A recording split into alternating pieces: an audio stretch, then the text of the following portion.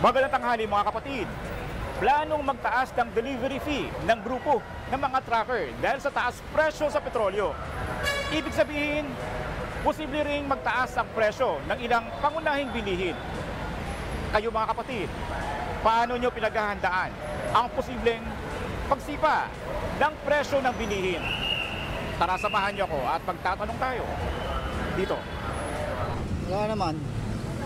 Bahala sila. Oo, wala na, bahala na lang. Oo.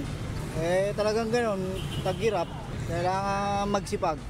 Napagsipa ng Pagkakasyahin na lang po kung ano, magkano yung budget ko. Magtitipid na lang. Ang dapat nagpo-protect sa amin ang gobyerno. Paano paghahandaan? Ay di palaging ganon, tightening of the belt, mag-ano ka ng mura, kung ano mura, saan ka makakasave, palaging ganon. Yung pa rin yun, kung may isang kumot, mamaluktot, yung pa rin ang ano ng Pilipino. Coping mechanism ng Pilipino sa hirap ng buhay. Yun, ano na lang po sipag-sipag na lang po sa pamamasada. Para may panggastos din sa mga anak.